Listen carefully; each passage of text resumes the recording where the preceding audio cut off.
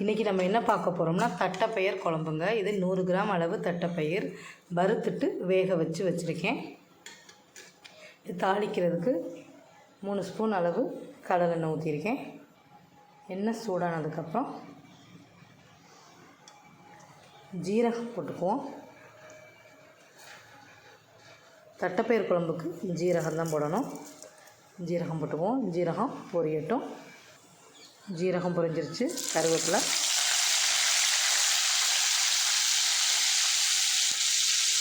ஒரு 100 கிராம் அளவு சின்ன வெங்காயம் பொடியாக கட் பண்ணி வச்சுருக்கேன். 2 பழமான தக்காளி, ஒரு 10 பல்லு பூண்டு, அதையும் பொடியாக கட் பண்ணி வச்சுருக்கேன். எல்லாத்தையும் சேர்த்துக்கலாம். ஒன்றா ஃபஸ்ட்டு வெங்காயம் சேர்த்துக்கலாம்.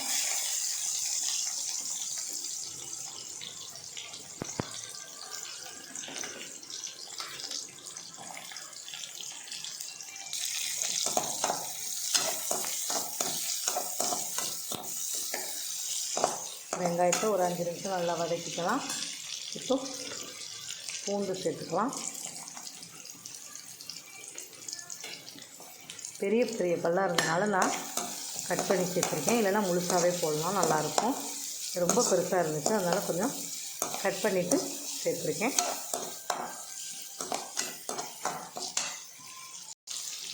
அப்புறம் தக்காளியை சேர்த்துக்கலாம்.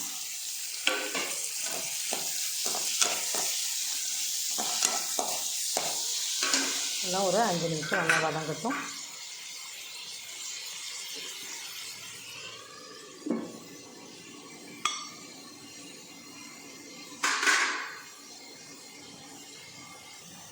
ஒரு எலும்புச்சம்பழம் அளவு புளி, அதை நல்லா ஊற வச்சு கரைச்சிக்கணும். இந்த மாதிரி ஒரு 10 நிமிஷத்துக்கு முன்னாடியே போட்டிங்கன்னா நல்லா கரைக்கலாம். கரைச்சிட்டு நம்ம ஊற்றிக்கணும். தட்டைப்பயிரை நல்லா 2 தடவை கழுவிட்டு அதுக்கப்புறம் வறுத்து அப்படியே வேக வச்சுருங்க. இந்த தண்ணியோடு தான் நம்ம ஊற்ற போகிறோம், அதனால் கழுவிட்டு நம்ம வேக வச்சுக்கணும். நல்லா தக்காளி வெங்காயம் நல்லா வதங்கிடுச்சு. இப்போ மிளகாத்தூள், மஞ்சள்தூள்லாம் சேர்த்துக்கலாம். மஞ்சள்தூள்,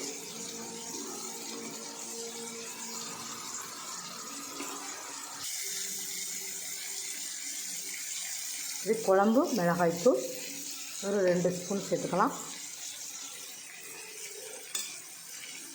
அப்புறம் காரம் பத்தலைன்னா நீங்கள் சேர்த்துக்கோங்க. வெறும் மிளகாய்த்தூள் வச்சுருந்தீங்கன்னா மல்லித்தூள் சேர்த்துக்கணும்.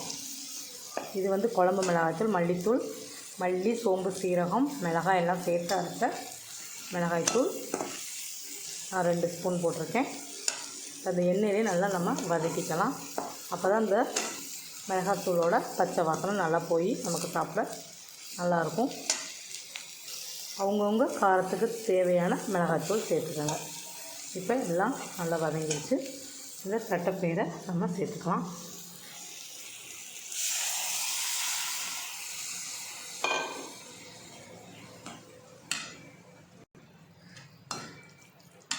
இப்போ புளி நம்ம கரைச்சி வடிகட்டி வச்சுருக்கோம், அந்த தண்ணியை ஊற்றிக்கலாம்.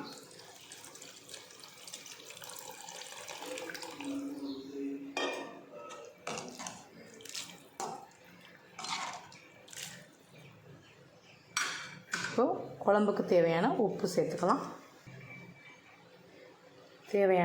குழம்புக்கு தேவையான உப்பு போட்டு நல்லா ஒரு 10 நிமிஷம் கொதிக்க வைக்கலாம். அப்போ குழம்பு ரெடி ஆகிடும். இதில் கத்திரிக்காய் இருந்து போட்டால் நல்லாயிருக்கும். ஆனால் இன்றைக்கி நம்ம வீட்டில் கத்திரிக்காய் இல்லை, அதனால் வெறும் தட்டைப்பயிர் குழம்பு தான்.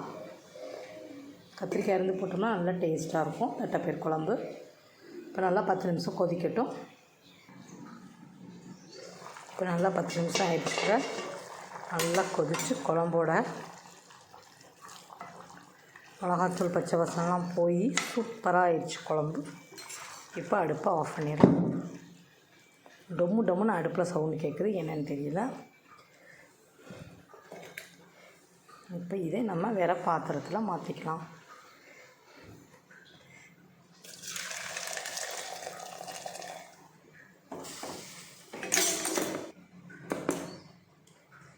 இந்த குழம்பு வந்து கொஞ்சம் தண்ணியாக தாங்க இருக்கும், ஆனால் நல்லா டேஸ்ட்டாக இருக்கும்.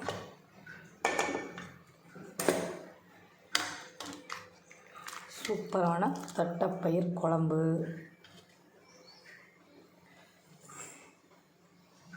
இந்த பக்கம் சாதம் வெந்துக்கிட்டு இருக்கு. இது கேரட் பீன்ஸு நறுக்கி வச்சுருக்கு, பொரிக்க போகிறேன். தட்டைப்பயிர் குழம்பு பார்த்திங்களா எப்படி சூப்பராக இருக்குன்னு. தண்ணியாக இருக்கும், ஆனால் ரொம்ப டேஸ்ட்டாக இருக்கும். இதில் கத்திரிக்காய் போட்டால் ரொம்ப டேஸ்ட்டாக இருக்கும், ஆனால் நம்ம வீட்டில் இன்றைக்கி கத்திரிக்காய் இல்லை, அதனால் வெறும் தட்டைப்பயிர் குழம்பு தான்.